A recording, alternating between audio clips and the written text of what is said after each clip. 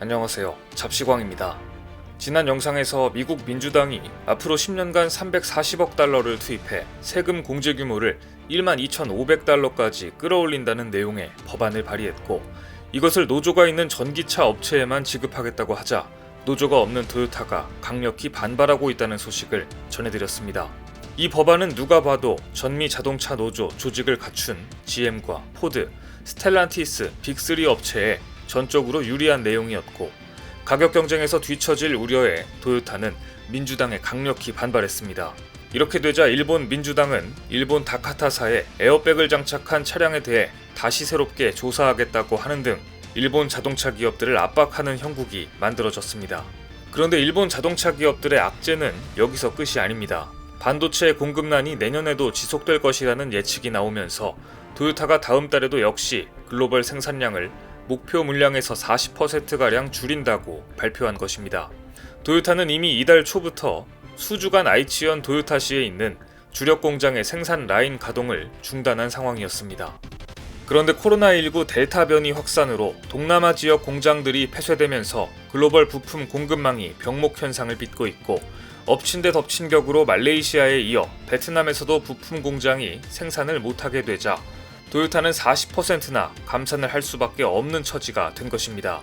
현재 반도체 기업들은 공급망 위기 속에서 물량 확대에 발벗고 나서고 있습니다. 미국 반도체 기업 인텔은 최대 약 110조 원을 투자해 반도체 공장 2곳을 신설하기로 하면서 삼성전자와의 선두 경쟁에 뛰어들었는데요. 인텔은 향후 10년간 차량용 반도체 시장이 2배 성장할 것으로 보고 공격적인 베팅을 하고 있습니다. 인텔이 이처럼 반도체에 대대적인 투자를 감행하는 이유는 앞으로 증가하는 고급 기술에 대한 수요와 전기차로의 패러다임 전환으로 인해 차량 생산 원가에서 반도체가 차지하는 비율이 2019년 4%에서 향후 20% 이상으로 치솟을 것으로 예상하고 있기 때문입니다.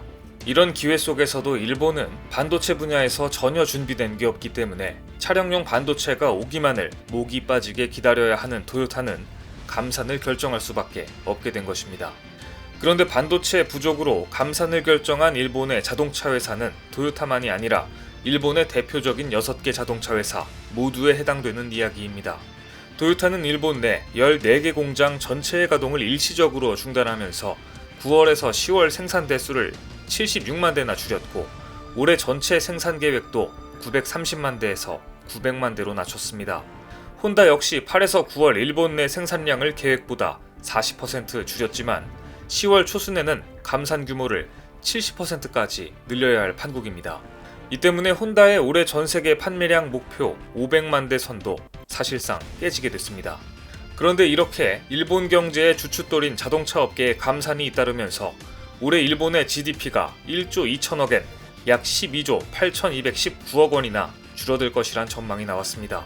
토요타를 포함한 일본의 6대 자동차 업체들의 감산 규모는 9월 들어 170만 대로 늘었는데, 이것은 지난해 전체 생산량의 7%가 줄어든 것입니다.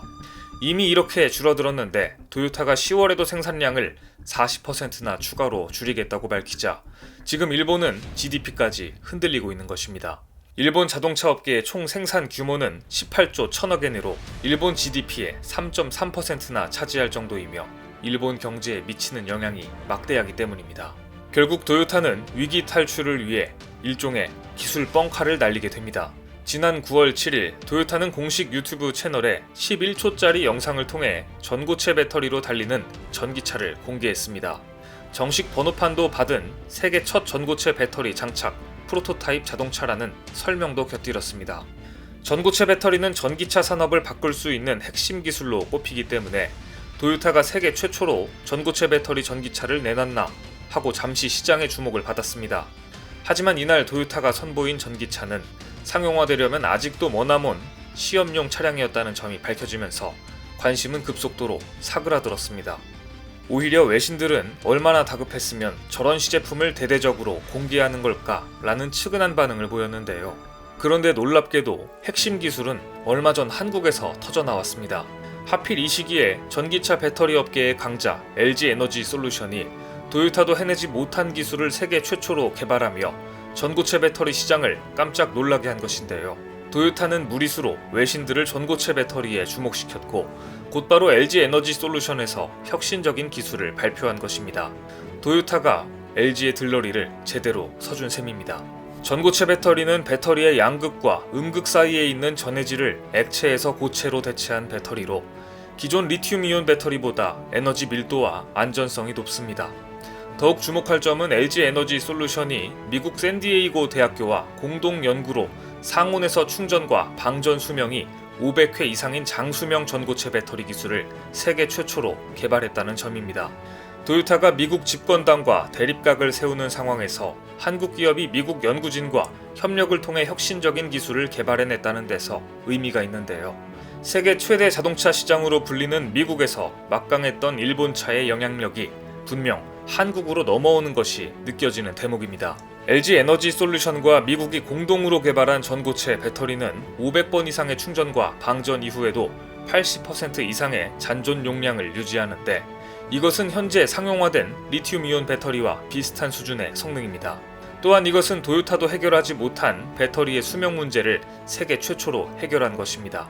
전고체 배터리 관련 특허를 가장 많이 보유하고 있다는 것을 자랑해온 도요타로서는 LG 에너지 솔루션이 미국과 손잡고 전고체 배터리의 수명 문제를 해결하는 획기적인 기술을 개발했다는 소식에 아마도 밤잠을 못 이뤘을 것 같습니다. LG 에너지 솔루션의 기술은 여기에 그치지 않습니다. 이미 차세대 전지로 리튬황 배터리 개발에도 속도를 내고 있습니다. 리튬황 배터리는 기존 리튬이온 배터리의 양극 활물질에 황을 넣은 배터리인데요. 기존의 양극 활물질에 황을 넣으면서 용량도 극대화하고 무게가 획기적으로 가벼워질 수 있는 배터리입니다.